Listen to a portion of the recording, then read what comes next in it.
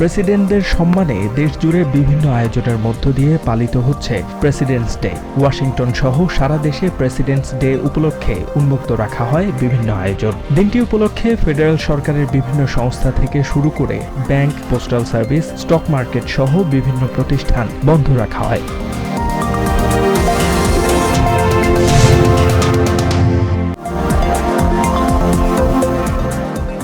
আগামী সপ্তাহে আরও 20টি ফেডারেল এজেন্সির কর্মীদের চাকরি থেকে অব্যাহতির নোটিশ দেওয়া হবে। ইলন মাস্কের নেতৃত্বাধীন ডোজ এ তথ্য জানিয়েছে। এছাড়া নতুন নিয়োগ পাওয়া 1 ডজনেরও বেশি অভিবাসন বিষয়ক বিচারককে অব্যাহতি দিয়েছে ডিপার্টমেন্ট অব জাস্টিস।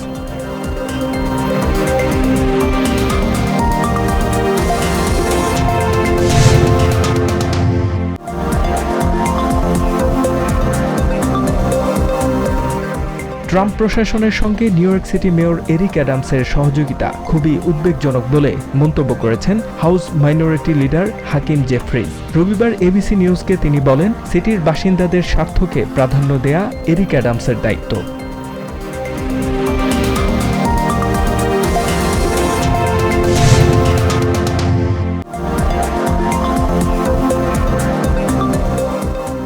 ইউরোপকে ছাড়াই রাশিয়া ইউক্রেন শান্তি আলোচনার উদ্যোগের পরিপ্রেক্ষিতে জরুরি সম্মেলনের আয়োজন করতে যাচ্ছে ফ্রান্স। ইউক্রেন নিয়ে আমেরিকার অবস্থানের বিষয়ে ইউরোপের দেশগুলোর সমন্বিত পদক্ষেপ নেওয়ার প্রয়োজনীয়তা থেকে এই শীর্ষ সম্মেলনের আয়োজন করা হচ্ছে।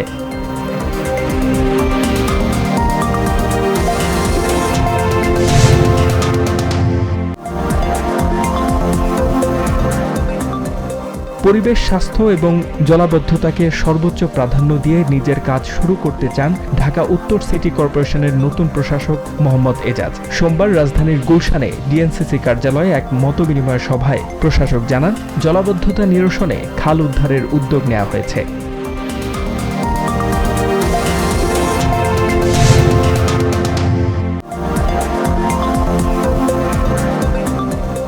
শুধু তৌহিদি জনতা নয়, যারাই মব সৃষ্টি করছে তাদের বিরুদ্ধেও ব্যবস্থা নেওয়া হচ্ছে। এ বিষয়ে সবাইকে সতর্ক থাকার আহ্বান জানিয়েছেন স্বরাষ্ট্র উপদেষ্টা মোহাম্মদ জাহাঙ্গীর আলম চৌধুরী। সোমবার সকালে রাজধানীর আগারগাঁওয়ে কোস্টগার্ডের প্রতিষ্ঠা বার্ষিকীর অনুষ্ঠানে সাংবাদিকদের প্রশ্নের জবাবে এসব কথা বলেন তিনি।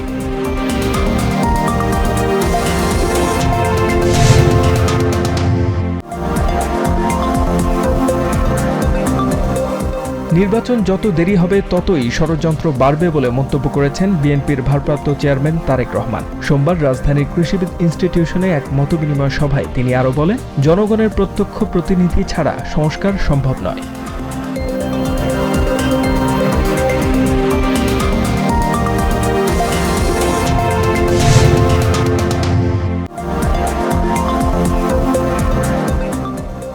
বাংলাদেশে করের হার না বাড়িয়ে এর আওতা বা পরিসর বাড়াতে ডিসিদের নির্দেশনা দিয়েছেন অর্থ উপদেষ্টা ডক্টর সালেহউদ্দিন আহমেদ। পাশাপাশি রাজস্ব আয় বাড়াতে ব্যবসায়ী, চিকিৎসক, আইনজীবী সহ পেশাজীবীদের কর দিতে উদ্বুদ্ধ করতে ডিসিদের পরামর্শ দেন তিনি।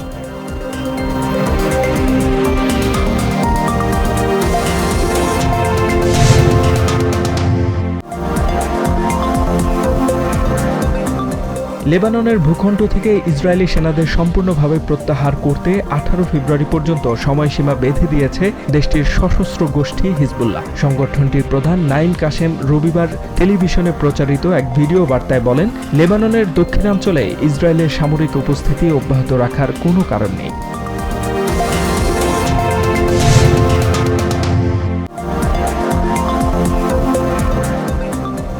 চ্যাম্পিয়ন্স ট্রফির একমাত্র প্রস্তুতি ম্যাচে পাকিস্তান শাহিনসের বিপক্ষে 7 উইকেটে হেরেছে বাংলাদেশ। সোমবার দুবাইয়ে প্রস্তুতি ম্যাচে টস জিতে শুরুতে ব্যাট করে 38 ওভার 2 বলে 202 রানে অল আউট হয় বাংলাদেশ। টার্গেটে নেমে 15 ওভার 1 বল হাতে রেখেই জয়ের বন্দরে পৌঁছে যায় পাকিস্তান শাহিন।